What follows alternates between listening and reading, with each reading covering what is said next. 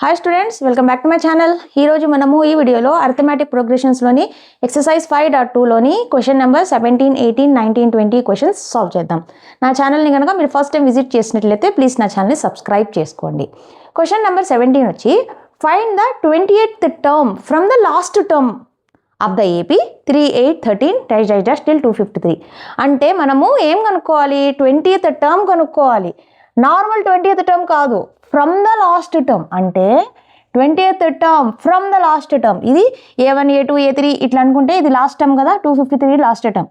Last term నుంచి 20th term అంటే last term నుంచి 20th term from the last term. Last term ఇది అనుకుంటే దీని నుంచి వెనక్కి వస్తే 20th టర్మ్ ఏది అని కనుక్కోవాలి. ఇవి మనం ఇట్లా వెళ్తే ఫస్ట్ నుంచి ఈ 20th వెనక నుంచి 20th టర్మ్ ఫస్ట్ నుంచి ఎన్నో టర్మ్ వస్తుందో తెలియదు. అందుకని దాని ఒక స్మాల్ ట్రిక్ ఏమంటే, ఫస్ట్ దీన్ని కొంచెం ఎక్స్పాండ్ చేసుకుందాం. ఇచ్చిన ఏపీనే కొంచెం ఎక్స్ట్రాగా టర్మ్స్ రాసుకుందాం. ఏది ఇచ్చిన ఏపీ? ఏది 3, 8, 13 ఇట్లా వెళ్తా ఇది చూడండి. 3కి 8కి డిఫరెన్స్ అంటే మనము కామన్ డిఫరెన్స్ D కనుక్కుంటే, మామూలుగా D కనుక్కోవద్దండి, డైరెక్ట్గా చేయండి. A2 - A1 8 - 3 13 - 8 ఎంత వస్తుంది? 8 - 3 అంటే 5, 13 - 8 అంటే 5 అంటే 5 ఎక్స్ట్రా అవుతా ఉందన్నమాట. సో మనం అలా వెళ్తే లాస్ట్ది 253. దీనికంటే ముందు 2 టర్మ్స్ రాసుకుందాం. అంటే దీని ముందు టర్మ్ ఏమవుతుంది? 5 తక్కువ అవుతుంది. సో ఏమవుతుంది? అది 248 అవుతుంది. దీని ముందు టర్మ్ ఏమవుతుంది? 243 అవుతుంది. ఓకే, నేను ఇలా రాశాను ఎందుకంటే దానికి కొంచెం యూస్ఫుల్ ఉంది మనం నెక్స్ట్ చేసే దాంట్లో. అందుకని నేను జస్ట్ ఇచ్చిన ఏపీనే ఏం చేసుకున్నాను, లాస్ట్ నుంచి వెనక నుంచి ఇంకా రెండు ఎక్స్ట్రా టర్మ్లు రాసుకున్నాను. ఎట్లా రాసుకున్నాను? దీనికి డిఫరెన్స్ 5, దీనికి డిఫరెన్స్ 5 అలా వెళ్తా ఉంటే లాస్ట్ టర్మ్ 253 కదా, దానికంటే దాని ముందుకి డిఫరెన్స్ ఎంత ఉంటుంది? 5 ఉండాలి. దానికంటే దాని ముందు టర్మ్ 5. ఇంకా మీరు చాలా రాసుకుంటా వెళ్ళొచ్చు, కానీ 2 రాసుకోండి చాలు.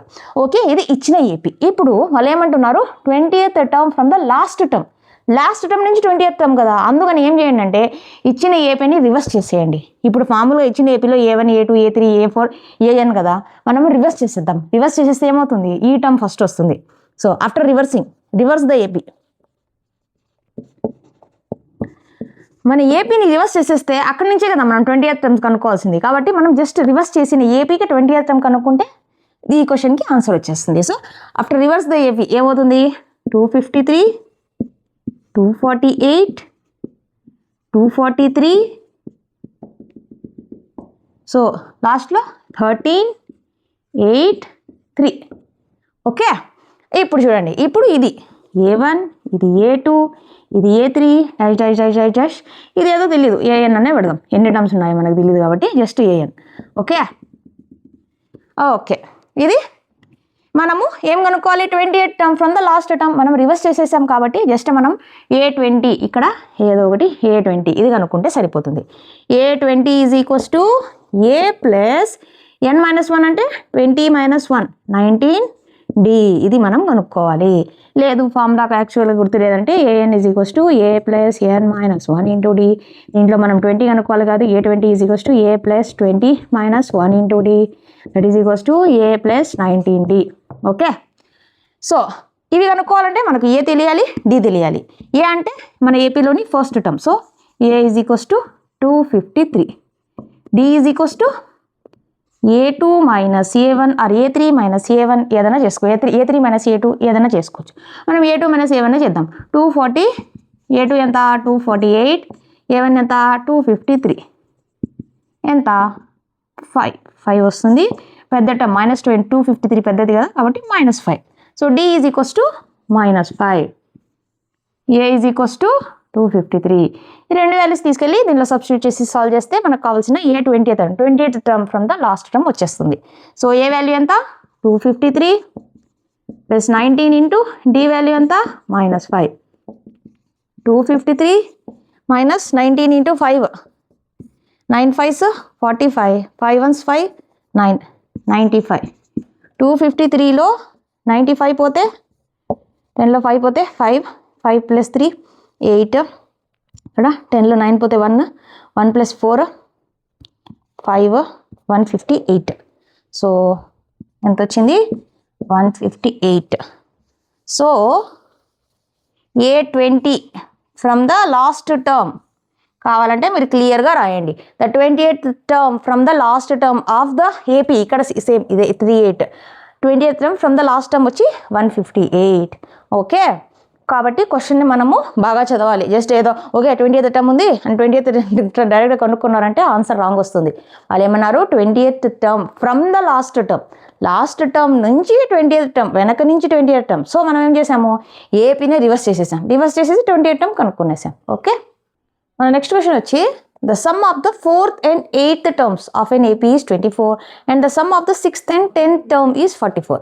Find the first three terms of an AP. Okay, ఏమిచ్చారు, ఒక ఏపీ అనుకుంటే A1 A2 A3 till AN. Okay, ఇది ఒక ఏపీ. దీంట్లో ఏమిచ్చారు, the sum of 4th and 8th term. 4th term అంటే A4 plus 8th term A8. Some అన్నారు కాబట్టి ప్లస్ A4 ప్లస్ A8 ఎంత అంట 24. Next the sum of 6th and 8th term. 6th A6 plus A10 ఎంత 44. Find the first 3 terms of an AP. First 3 terms అంటే A కనుక్కోవాలి. General form of AP ఏమి, A plus D A plus 2D A plus 3D అలా వెళ్తూ ఉంటుంది. మనము first 3 terms కాబట్టి అవి 3 కనుక్కుంటే సరిపోతుంది. ఓకే, ఇవి కనుక్కోవాలంటే మనకేమిటి తెలిసి ఉండాలి, ఏ తెలియాలి, డి తెలియాలి. అది ఆ వాల్యూస్ ఈ 2 ఈక్వేషన్స్ నుంచి మనం సాల్వ్ చేసి కనుక్కోవచ్చు. ఓకే, A4 అంటే మనకు ఫార్ములా తెలుసు. ఒకవేళ తెలియకపోతే A plus n minus 1 into D AN is equals to A4 అంటే ఏం చేస్తాం, A ప్లస్ n ప్లస్లో 4 minus 1 into D that is equals to A plus 3D. Okay, ఒకవేళ మీకు గుర్తుంటే డైరెక్ట్గా A4 అంటే A ప్లస్ ఎంత టర్మ్ ఉంది దానికంటే ఒకటి తక్కువ 3D, ఒకటి తక్కువ డిఫరెన్స్, ప్లస్ A8 అంటే A plus 7D is equals to 24. దీన్ని సాల్వ్ చేస్తే A plus A 2A plus 7 plus 3D plus 7D ఎంత 10D ఈజ్ ఈక్వల్స్ టు 24. ఇది చూడండి 2తో డివైడ్ చేయొచ్చు. చూడండి మొత్తం ఈక్వేషన్ని 2తో డివైడ్ చేసేయచ్చు. ఇక్కడ 2 1s 2 5s 2 1 2 అంటే ఏమవుతుంది అప్పుడు equation A plus 5D is equals to 12. ఇది ఒక ఈక్వేషన్. ఇక దీని నుంచి ఇంకొక ఈక్వేషన్ వస్తుంది. A6 అంటే A ప్లస్ 6 కాబట్టి 5D ప్లస్ A10 అంటే A ప్లస్ 10 కంటే ఒకటి తక్కువ 9D ఈజ్ ఈక్వల్స్ టు 44. దీన్ని సాల్వ్ చేస్తే కావాలంటే ఇక్కడ ఒక లైన్ వేసుకోండి. A plus A 2A plus 9D plus 5D 14D is equals to 44. ఇది కూడా 2తో డివైడ్ అవుతుంది. 2 1s 2 7s 2 2 2. ఓకే, ఈక్వేషన్ ఏమవుతుంది A plus 7D is equals to 22. ఇది ఈక్వేషన్ నెంబర్ 2. ఈ రెండింటిని సాల్వ్ చేసేస్తే మనకు కావాల్సిన ఆన్సర్ వస్తుంది. సో ఏం చేద్దాం, A plus 5D is equals to 12, A plus 7D is equals to 22. మనము ఏని చూడండి, ఏ ఈక్వేషన్ సేమ్గా ఉంది కాబట్టి జస్ట్ మనము సబ్స్ట్రాక్ట్ చేసేస్తే మనకు ఏ క్యాన్సిల్ అయిపోయి డి వాల్యూ వస్తుంది. సబ్స్ట్రాక్ట్ చేయాలంటే సైన్స్ అన్నీ మారుతాయి. మైనస్ ఉంటే ప్లస్ అవుతుంది, ప్లస్ ఉంటే మైనస్ అవుతుంది. Plus A minus A cancel. 5Dలో మైనస్ 7D అంటే minus 2D is equals to plus 12 minus 22 అంటే minus 10. D is equals to minus 10 divided by minus 2. ఈ మైనస్ 2 లెఫ్ట్ హ్యాండ్ సైడ్లో మల్టిప్లై చేస్తూ ఉంది, రైట్ హ్యాండ్ సైడ్కి వెళ్తే డివైడ్ చేస్తుంది. Minus minus cancel, 2 1s 2 5s. So D is equals to ఎంత వచ్చింది 5. D value 5. ఈ డి వాల్యూ తీసుకొచ్చి ఈక్వేషన్ 1లో కానీ 2లో కానీ సబ్స్టిట్యూట్ చేస్తే మనకు కావాల్సిన ఏ వాల్యూ వచ్చేస్తుంది. సో 1లో సబ్స్టిట్యూట్ చేద్దాం. 1లో సబ్స్టిట్యూట్ చేస్తే A plus 5D is equals to 12 అనేది equation number 1. So A plus 5 into D value ఎంత 5 into D value 5 is equals to ఎంత 12. So A plus 5 5s 25 is equals to 12. A is equals to 12. ఈ plus 25 అటు side పోతే minus 25. So A is equals to minus 13. Okay, A value వచ్చేసింది, D value వచ్చేసింది. మనం ఏం కనుక్కోవాలి, find the first 3 terms of an AP. 3 terms ఏవి, A plus D A plus 2D. So first 3 terms of an AP A plus D A plus 2D. A value ఎంత minus 13 minus 13 plus 5 comma -13 plus 2 into 5 ఏమవుతుంది -13 comma -13 plus 5 -7 comma -13 5 2s 10 -3. So మనకు కావాల్సిన 3 terms first 3 terms కనుక్కోమన్నారు కాబట్టి sorry -13 plus 8 plus 5 కదా 8 ఇది -8 sorry కొంచెం తప్పు అయిపోయింది -8 కామా ఇప్పుడు ఇది కరెక్టే -13 ప్లస్ 5 ప్లస్ 2 అంటే 5 ఇంటూ 2 అంటే 10 10లో -13 అంటే -3 ఓకే ఫస్ట్ 3 టర్మ్స్. అలా మనకు ఎన్ని టర్మ్స్ కనుక్కోమన్నా కూడా మనం కనుక్కుంటాం using a general form of the AP A plus D A plus 2d A plus 3d లైజైజెస్ అట్లా పోతానే ఉంటాయి ఏపీ టర్మ్స్. సో మనం జస్ట్ ఇచ్చిన క్వశ్చన్ నుంచి ఏం చేసాము 2 ఈక్వేషన్స్ ఫామ్ చేసుకున్నాము ఏ అండ్ డిలో ఆ 2 ఈక్వేషన్స్ని సాల్వ్ చేసి ఏ అండ్ డి వాల్యూస్ కనుక్కున్నాం. ఏ అండ్ డి వాల్యూస్ వచ్చేసిన తర్వాత మనము ఏపీని ఫామ్ చేసేసాం. ఫస్ట్ 3 టర్మ్స్ మాత్రమే అడిగారు కాబట్టి just first 3 terms A plus D A plus 2d కనుక్కున్నాం. Okay మన నెక్స్ట్ క్వశ్చన్ కొంచెం వర్డ్ ప్రాబ్లం లాగా ఉంటుంది.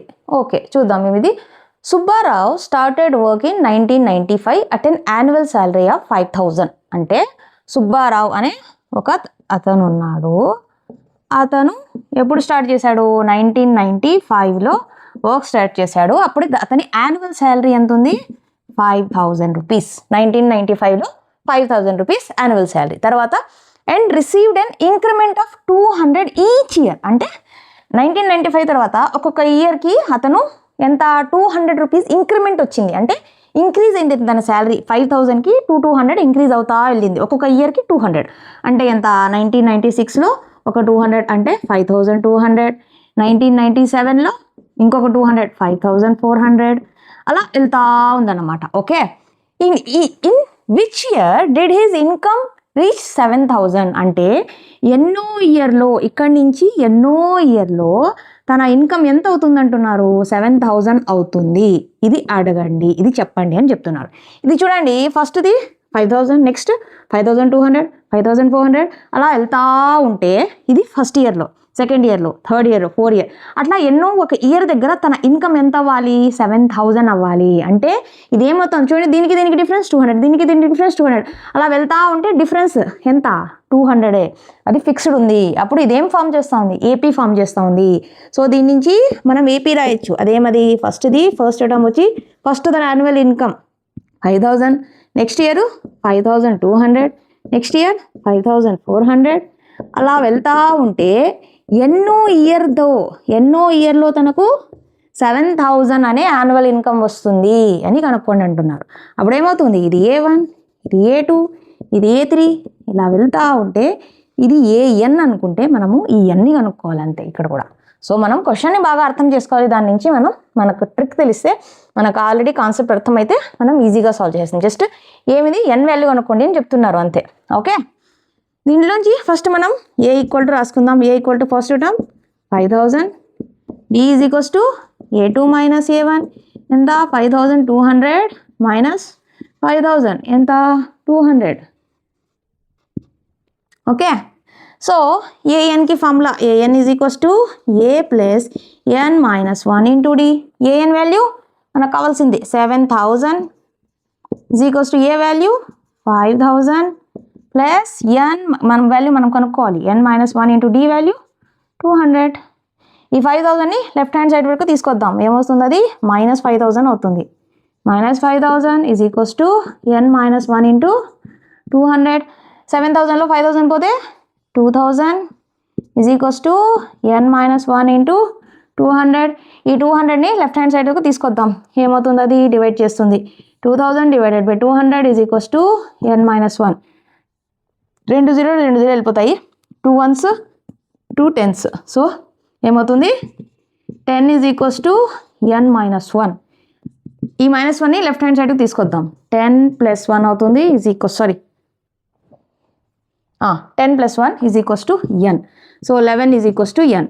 మనము ఈ లెఫ్ట్ హ్యాండ్ సైడ్ ఉన్నదేంటని రైట్ హ్యాండ్ సైడ్లోకి రైట్ హ్యాండ్ సైడ్ ఉన్నదేంటని లెఫ్ట్ హ్యాండ్ సైడ్కి తీసుకొద్దాం. ఏమవుతుంది N is equals to 11. So ఇక్కడి నుంచి తన 11th ఇయర్లో సో తన 11th 11th ఇయర్లో తన ఇన్కమ్ ఎంత అవుతుంది? 7,000 అవుతుంది. కావాలంటే మీరు వర్డింగ్స్లో రాయండి. In 11th year his income will reach to 7,000. ఒకవేళ మీరు నంబర్ రాయాలంటే ఇన్ 1995కి 11ని యాడ్ చేసేయండి. 6 వస్తుంది. 9 + 1 10, 9 + 1 10, 2006లో తన ఇన్కమ్ 7,000 అవుతుంది. వాళ్ళు ఈ ఇయర్ ఏం అడగలేదు, ఎన్నో ఇయర్, ఇన్ విచ్ ఇయర్ అని అడిగాడు కాబట్టి 11 years from this year his income will reaches to 7,000. ఇది ఒక వర్డ్ ప్రాబ్లం, కానీ మీరు అర్థం చేసుకొని ఫామ్ చేస్తే ఏపీ లాగా ఫామ్ అవుతుంది. ఆ ఏపీ నుంచి మనం ఎన్నో ఇయర్ అన్నారు కాబట్టి ఎన్ వాల్యూ కనుక్కోవాలి. ఓకే, మన నెక్స్ట్ క్వశ్చన్ వచ్చి Ramkali saved ₹5 in the first week of a year and then increased her weekly savings by 1.75. If in the nth week her weekly savings become 20.75 rupees, find n. అంటే ఏమంటున్నారు, రామ్కలి అనే ఒక అమ్మాయి ఉంది, తను ఏం చేసింది, she saved ₹5 in the first వీక్లో ఎంత సేవ్ చేసింది, ₹5 సేవ్ చేసుకుని, తనకి ఎంత పాకెట్ మనీ వస్తూ ఉంటుంది అంత స్పెండ్ చేసి లాస్ట్లో ₹5 సేవ్ చేసుకునింది. తర్వాత and then increased her weekly savings by, increased అంటే ఉన్నదానికే ఎంత 1.75 ఇంక్రీజ్ అయింది, అంటే 5కి 1.75 యాడ్ చేయాలి, ఎంత అవుతుంది 6.75. నెక్స్ట్ వీక్ సెకండ్ వీక్ వచ్చి 1.75 ఇంక్రీజ్ అయింది, అంటే 6.25 అయింది, 6.25 రూపీస్ అయింది. ఇన్ ద nth వీక్ అంటే ఇట్లా వెళ్తా ఉంటే ఏదో ఒక nth వీక్లో హర్ సేవింగ్స్ బికమ్ ఎంత 20.75 అయిందంట. సో ఫైండ్ ద ఎన్, ఆ nth వీక్, ఈ nth వీక్ ఏది అని కనుక్కోమంటున్నారు. చూడండి ఇక్కడ ఫస్ట్ టర్మ్, దీన్ని మనం ఒక ఏపీలా రాసుకుంటే ఏపీలా ఫామ్ అవుతాం. చూడండి ఫస్ట్ది 5, నెక్స్ట్ టర్మ్ 6.25, ఇలా వెళ్తా ఉంటే మనకు లాస్ట్ టర్మ్ 20.75. ఇట్లా అనుకుంటే ఇది A1, ఇది A2, వెళ్తా ఇది AN. ఈ ఎన్ని కనుక్కోవాలి అంతే, జస్ట్ ఎంత టర్మ్ తెలుసు కాబట్టి మనం ఎన్ వాల్యూ కనుక్కోండి అని చెప్తున్నారు. సో సిమిలర్లీ మనం ఫస్ట్ రాసుకుందాం. A = 5 first term, D = A2 - A1 అంటే 6.75 - 5 ఎంత 1.75. AN = 20.75. మన ఎంత term formula, AN = A + n - 1 × D. ఈ వాల్యూస్ అన్ని తీసుకెళ్ళి దీంట్లో సబ్స్టిట్యూట్ చేసి ఎన్ వాల్యూ కనుక్కుంటే ఆ ఫైండ్ ఎన్నో వీక్, nth వీక్ అది వచ్చేస్తుంది. సో AN ఎంత 20.75, ఏ వాల్యూ 5 + n వాల్యూ మనం కనుక్కోవాలి, n - 1 × D వాల్యూ 1.75. ఈ 5ని లెఫ్ట్ హ్యాండ్ సైడ్లోకి తీసుకొద్దాం. ఏమవుతుంది 20.75 - 5 = n - 1 × 1.75 అవుతుంది. 20.75లో 5 పోతే 15.75 = n - 1 × 1.75. ఈ 1.75ని లెఫ్ట్ హ్యాండ్ సైడ్ తీసుకొద్దాం. 15.75 / 1.75 = n - 1. ఇక్కడ రాద్దాం. ఎంత 15.75 / 1.75 n - 1. 5తో ఈ 2 డాట్లు ఉన్నాయి కాబట్టి డాట్ క్యాన్సిల్ అయిపోతుంది. అంటే ఒకవేళ ఈ డాట్ పోవాలంటే ఇక్కడ 100 పెట్టుకోవచ్చు, ఈ డాట్ పోవాలంటే కింద 100 పెట్టుకోవచ్చు. ఇవి 2 క్యాన్సిల్ అయిపోతాయి. అంటే 1575 / 175 n - 1గా రాయొచ్చు. సో ఇది 5తో డివైడ్ చూడండి. 5 3s 15, 2 మిగులుతుంది. 5 5s 5 3s 15, 5 1s 5, మళ్ళీ 2 మిగులుతుంది. 5 5s 25. తర్వాత 5 7s 5 6 30, 5 3s 7 1s 7 9s. So 9 = n - 1. ఈ -1 లెఫ్ట్ హ్యాండ్ సైడ్ తీసుకొస్తే 9 + 1 = n, 10 = n. Left hand side ఉన్న డేటా రైట్ హ్యాండ్ సైడ్లోకి, రైట్ హ్యాండ్ సైడ్లో ఉన్న డేటాని లెఫ్ట్ హ్యాండ్ సైడ్లోకి మనం మార్చుకుంటే ఏమవుతుంది, n = 10. సో 10th వీక్లో తన సేవింగ్స్ ఎంత అవుతాయి 20.75 అవుతాయి. ఓకే, ఇవి వర్డ్ ప్రాబ్లమ్స్ జస్ట్ మీరు అర్థం చేసుకుంటే అది ఒక ఏపీ ఫామ్ అవుతుంది. ఆ ఏపీ నుంచి ఎంత టర్మ్ కనుక్కోవాలో లేదా ఎండ్ వాల్యూ కనుక్కోవాలో అనేది మనం అర్థం చేసుకుని క్వశ్చన్ని బాగా అర్థం చేసుకుంటే ఏం కనుక్కోవాలనేది తెలుస్తుంది. ఓకే, అంతే స్టూడెంట్స్. ఈ వీడియోలో నేను ఇచ్చిన ఎక్స్ప్లెనేషన్ మీకు అర్థమైంది అనుకుంటున్నాను. మీకు ఏమైనా డౌట్లు ఉంటే నాకు కమెంట్ చేయండి, నేను రిప్లై చేస్తాను. నా వీడియో కనుక మీకు నచ్చినట్లయితే నా వీడియోని లైక్ చేయండి, మీ ఫ్రెండ్స్తో షేర్ చేయండి, నా ఛానల్ని సబ్స్క్రైబ్ చేసుకోండి. ప్లీజ్ నన్ను సపోర్ట్ చేయండి. నెక్స్ట్ వీడియోలో మళ్ళీ కలుద్దాం. Thank you.